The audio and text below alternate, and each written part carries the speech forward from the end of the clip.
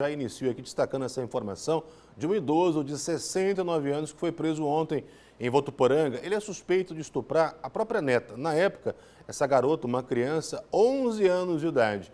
Ele estava desaparecido desde o ano passado. Vamos trazer detalhes agora ao vivo com a Larissa Lima, que está acompanhando junto com a nossa equipe de produção, levantando todos esses dados, né? Como é que a polícia chegou até esse idoso, Larissa? Boa noite para você.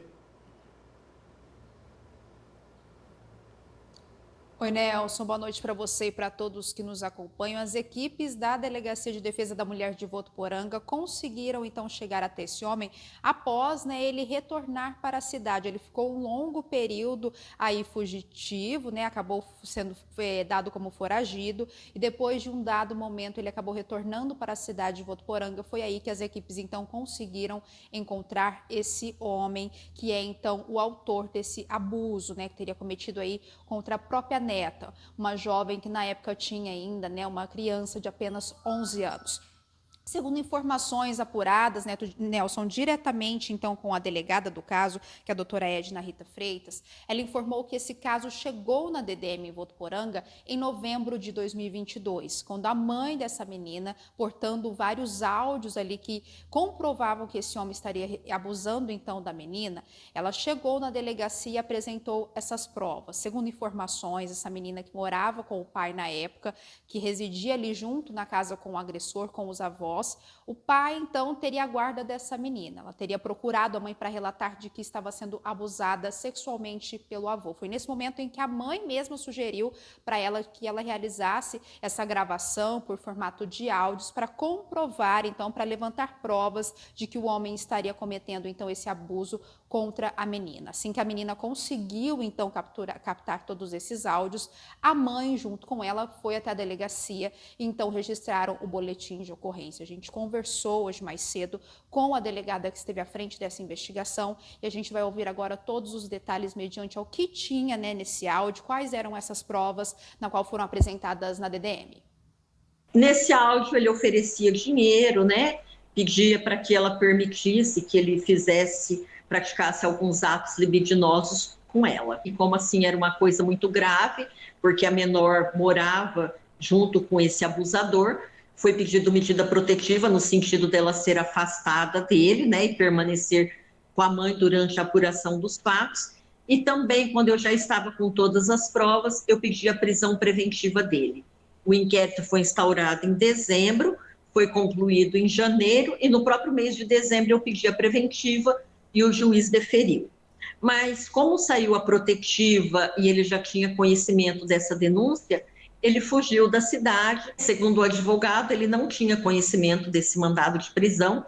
E eu acredito, como ocorreu no final do ano de 2022, o inquérito concluído no ano de 2023, ele acreditou que ele estaria impune. Então, acho que ele achou que nós não estávamos mais à procura dele e retornou para a cidade. Então, foi muito tranquila a abordagem e ele veio para a delegacia sem nenhum problema e foi dado cumprimento ao mandado de prisão.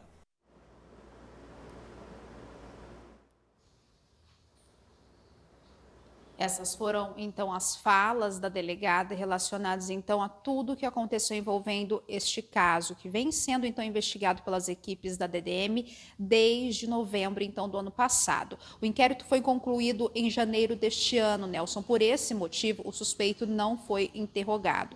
Ele foi encaminhado para a sede da DEIC, ele foi encaminhado diretamente para a delegacia. Lá ele aguardou pela audiência de custódia e, então, foi encaminhado para um presídio da região. Ele teve então a prisão preventiva decretada e agora, mediante essas provas, pode então chegar até ser condenado por estupro de vulnerável. Isso porque, contendo todos esses áudios que as equipes policiais relataram para a gente, como a delegada citou, esses áudios não puderam ser divulgados. Mas, como a doutora disse, contém provas importantíssimas mediante a esse caso sério grave que aconteceu em Votuporanga. Eu questionei também a doutora em relação à rede de apoio desta jovem que hoje, então, tem 12 anos, é uma adolescente já, né?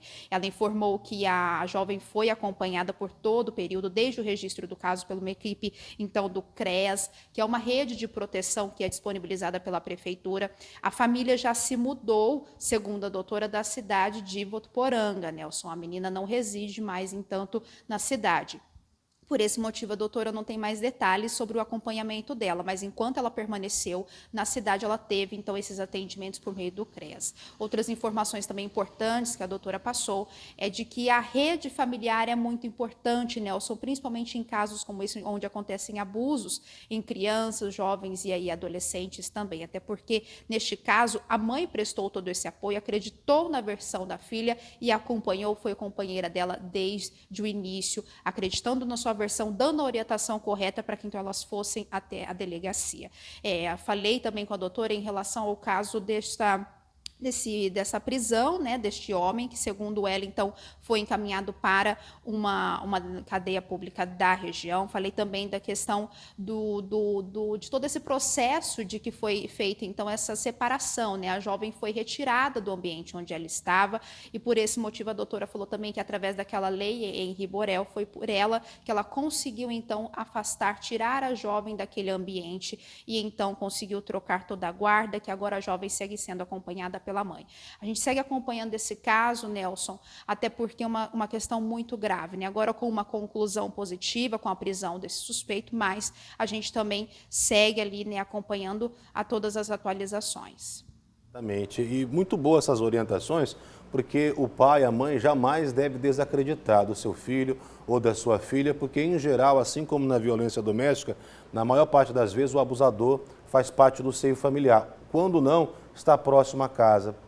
Detalhes importantes, prestar atenção no comportamento, se muda, se não muda, e sempre ter esse olhar de desconfiança. Infelizmente, a gente vive tempos em que é preciso confiar desconfiando, viu, Larissa? Obrigado pela sua participação, tá bom? Eu sigo aqui falando. É o seguinte, né? A gente muitas vezes vê cabelos brancos, né? Barbas brancas, não são sinônimos absolutos de confiança. Porque gente mau caráter também envelhece. Então, atenção sempre com o seu bem maior, que é o seu filho, com a sua filha. Infelizmente, a gente tem que seguir assim, né? Desconfiando. Hoje em dia não dá para confiar em todo mundo.